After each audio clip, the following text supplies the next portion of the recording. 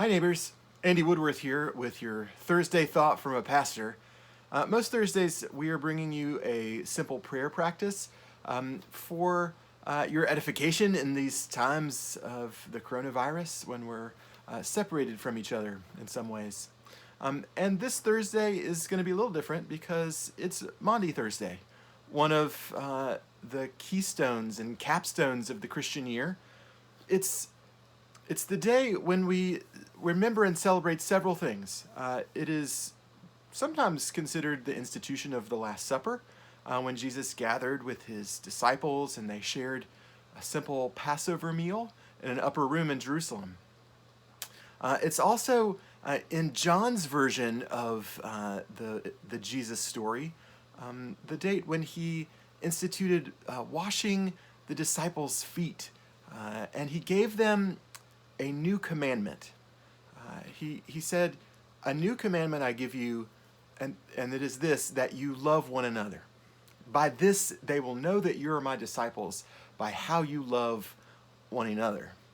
And so that's where the name Maundy comes from. It's from Latin for mandatum, or mandate, or commandment, from Jesus saying, "This is my new commandment, that you love each other."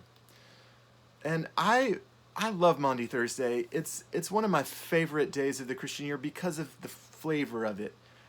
It starts off in this really simple, pared down, really kind of personal and intimate space where the disciples are just with Jesus, sharing a meal, spending time together, and he takes off his outer robe and he puts on a towel around his waist and he washes their feet.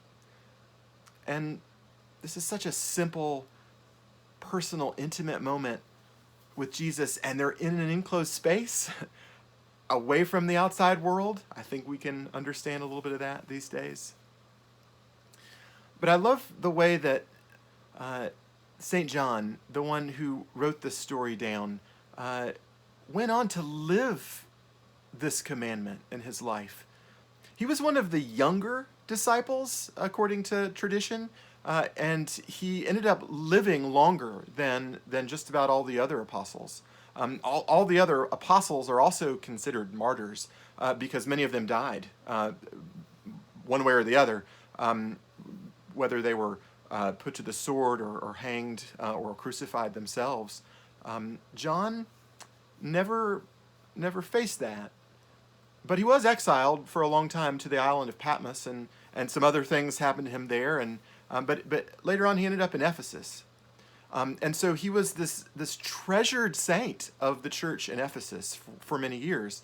In fact, he lived into his late 80s, and they would often kind of guide him into the worship space. This wise elder, and he would be a part of their community's worship, and every so often they would, defer to him and say, "Well, Brother John, is there something that you wish to share with the church?" And almost without fail, what he would do is stand up and say, "Little children, love one another. Love one another. Love one another." And the story goes is that after doing this for many years, one kind of like impertinent young person came up to him and said, "Father John, why is it that you always just tell us to love one another?" And he replied, "Because that's all you need to know." Y'all, I don't know a lot of stuff these days. I don't know when the present situation that we're in is going to end. I don't know what's going to happen in elections. I don't know what the future of our denomination is. I don't know what's going to happen tomorrow. I really don't know what I'm having for dinner tonight, y'all, because I haven't got that figured out yet. But y'all, I do know this, is that in all these things that are so uncertain and produce so much anxiety, all we need to know is that we just need to love each other. We just have to love our neighbors. We have to love the folks in our households. We have to treat each other with grace and with tenderness. Because what this moment is revealing, at least to me and I think to all of us, is that we are all one body. We share the same home, the earth. We're all interconnected through our finances and through the way that we share things. The root word for household, the word for household in Greek, oikos, is where we get both ecology and economy. Is all these things are our household tied together. And y'all, this is a good time to focus on loving the folks in your household. Loving the folks in your physical house, your literal house, and in the house that we all share called this planet. Y'all, I don't know what's going to happen. But I do know that Jesus took off his outer garment and he took on a towel and he took on the role of a servant and washed people's feet.